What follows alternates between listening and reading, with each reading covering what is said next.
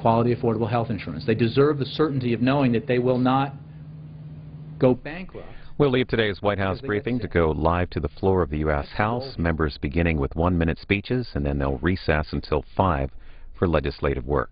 Live coverage of the House here on C-SPAN. House will be in order. Chair lays before the House the communications from the Speaker. The Speaker's Room is Washington, D.C., November 12, 2013. I hereby appoint the Honorable Thomas J. Rooney to act as Speaker pro tempore on this day. Signed, John A. Boehner, Speaker of the House of Representatives. The prayer will be offered by our chaplain, Father Conroy.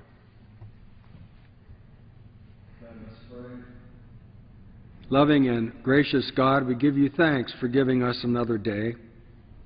As the members of the People's House regather, we ask that they be endowed by you with wisdom and purpose to address the issues facing our nation still. Many still wish to find work, but opportunities do not match the need. We ask your blessing upon the people of the Philippines and those who are responding to that great tragedy. Protect those, especially Americans, who work furiously to meet such great needs. And finally, we ask your blessing on America's veterans. May our nation be faithful to them, providing whatever their needs may be after they gave years of their lives in service rather than personal gain. They are an inspiration to us, and we should not forget nor neglect our responsibility to them. May all that is done this day be for your greater honor and glory. Amen. The Chair has examined the journal of the last day's proceedings and announces to the House his approval thereof. Pursuant to Clause 1 of Rule 1, the journal stands approved. The Pledge of Allegiance will be led by the gentlewoman from North Carolina, Ms. Fox. Please join in a pledge to our wonderful flag. I pledge allegiance to the flag of the United States of America and to the republic for which it stands, one nation, under God, indivisible, with liberty and justice for all. The Chair will receive. Mr. Speaker, a message from the President of the United States. Mr. Speaker, Mr. Secretary. I am directed by the President of the United States to deliver to the House of Representatives a message in writing. The Chair will raise before the House a communication. The Honorable the Speaker, House of Representatives. Sir, pursuant to the permission granted in Clause 2H of Rule 2 of the Rules of the U.S. House of Representatives, the Clerk received the following message from the Secretary of the Senate on October 31st, 2013 at 9:39 a.m. That the Senate passed Senate 1561, that the Senate agreed to, without amendment, House Concurrent Resolution 62, that the Senate passed without amendment H.R. 3190. With best wishes, I am sincerely Karen L. Haas, Clerk of the House. The Chair will entertain requests for 1-minute speeches. For what purpose does the gentleman from South Carolina seek recognition? I'd like to extend my remarks. Without objection, the gentleman is recognized for 1 minute. Mr. Speaker, in 2009, as the President traveled across the country campaigning for his signature health care takeover, he promised every American family that, quote, if you like your doctor, you will be able to keep your doctor, period. If you like your health plan, you'll be able to keep your health plan, period. No one can take it away, no matter what, end of quote. He repeatedly made this clear promise over 20 times. As the failed rollout of Obamacare continues, millions of Americans have received policy cancellations. It is sad the President broke his promise to the American people. Last week, he was forced to say he was sorry for families who have lost their coverage. This week, House Republicans will pass a bill that protects hardworking Americans from receiving coverage cancellations, losing access to doctors, or paying higher premiums because of Obamacare's disastrous impacts. The American people don't need sorrow and pity. They deserve solutions promoting jobs. In conclusion, God bless our troops, and we will never forget September 11th and the global war on terrorism. Gentleman's time has expired. For what purpose does the gentleman from Tennessee seek recognition? the gentleman from Texas to say just the way it is? No, the unanimous consent, et cetera, et cetera. Without objection, the gentleman from Tennessee is recognized for 1 minute. Thank you, Mr. Speaker. I rise today in support of the PREMIE Act, the reauthorization, which will be considered in the House under suspensions later today. I am grateful for the support of my Tennessee Senator Lamar Alexander, who has brought this legislation in the Senate, and I've co-sponsored a House version of it. I'm also a sponsor of the Newborn Act, a bill aimed at reducing infant mortality rates around our country, and that will be introduced soon. My interest in this is because this is important for our future. America, unfortunately, is way back in the countries on infant mortality, and Memphis is unfortunately a leader in that situation where we have a tremendously high infant mortality rate that rivals third world countries. The PREMIE Act's many provisions aimed at reducing the rate of infant mortality are vital to having a better nation. Like the PREMIE Act, the Affordable Care Act has made great strides in advancing this agenda by requiring maternity coverage in all health plans. The United States has a long way to go, but legislation like the PREMIE Act, the Newborn Act, and the Affordable Care Act can put the United States on the right track where it needs to be in the rates of premature births and infant mortality. I yield back the balance of my time to the gentleman from Texas for just the way it is. The gentleman's time has expired. For what purpose does the gentleman from Texas seek recognition? I ask unanimous consent to address the House for 1 minute to revise and extend my remarks. Without objection, the gentleman from Texas is recognized for 1 minute. Mr. Speaker, last year, Iran's net exports of petroleum dropped to their lowest level since 1990. Its GDP has dropped for the first time in 20 years. The Iranians are feeling the pain of sanctions. Now the Iranians say that they will negotiate if the sanctions are reduced. Reducing sanctions without verifying that Tehran is abandoning, not just freezing, its nuclear weapons program is misguided and reckless. The U.S. is moving toward an appeasement deal with Iran, and Iran is giving up nothing. Last Thursday, I met with Prime Minister Netanyahu of Israel, who called this deal to reduce sanctions with Iran a bad deal, a very bad deal. French Foreign Minister called the so-called deal a fool's game. Iran will not negotiate in good faith, and the U.S. is being played. Meanwhile, Iran stalls, delays, and lies about its quest for nukes. We must be clear to Iran that they must totally abandon their nukes or their sanctions are here to stay. No deal, Mr. Rouhani, and that's just the way it is. Gentleman's time has expired. For what purpose does the gentlelady from North Carolina seek recognition? I request unanimous consent to address the House for 1 minute, Mr. Speaker. Without objection, the gentlelady is recognized for 1 minute. Thank you, Mr. Speaker. Don, one of my constituents from Lexington, wrote me a short email this week that everyone should hear.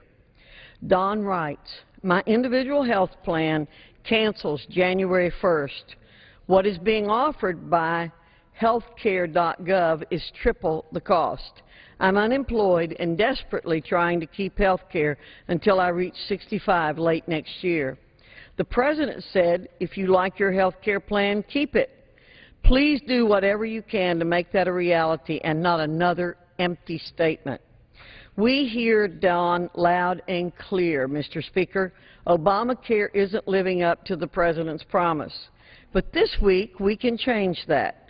The House will vote Friday to give the President a real opportunity to keep his word to the American people through the Keep Your Health Plan Act of 2013.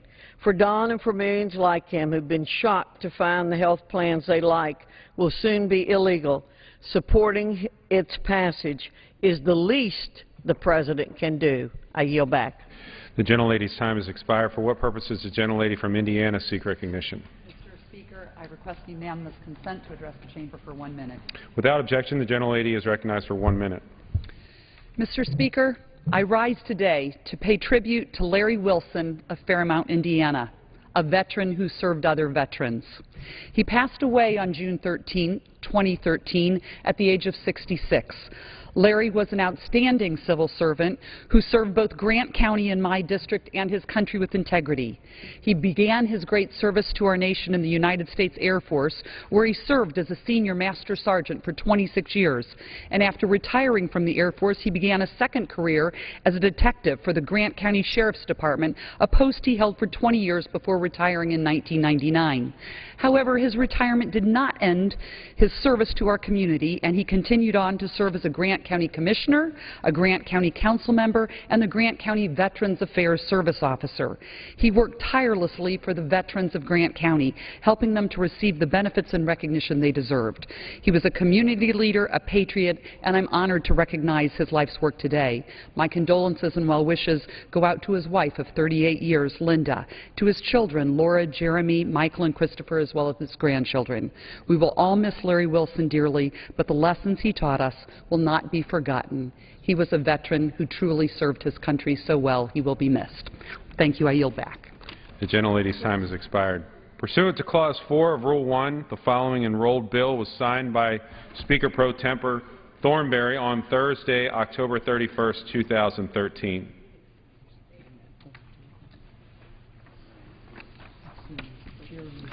H.R. 3190, an act to provide for the continued performance of the functions of the United States Parole Commission and for other purposes.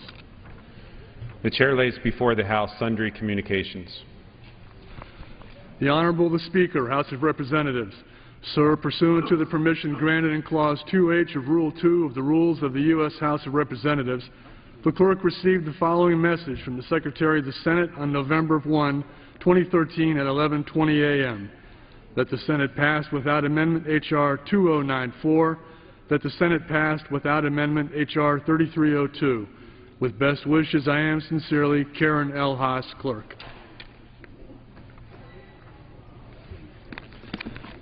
The Honorable the Speaker, House of Representatives. Sir, pursuant to the permission granted in Clause 2H of Rule 2 of the Rules of the U.S. House of Representatives, the clerk received the following message from the Secretary of the Senate on November 5, 2013 at 12:22 p.m.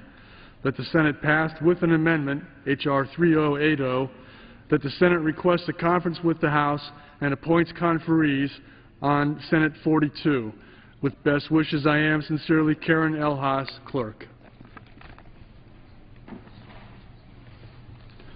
The Honorable the Speaker, House of Representatives. Sir, pursuant to the permission granted in Clause 2H of Rule 2 of the Rules of the U.S. House of Representatives, the clerk received the following message from the Secretary of the Senate on November 6, 2013 at 9:38 a.m.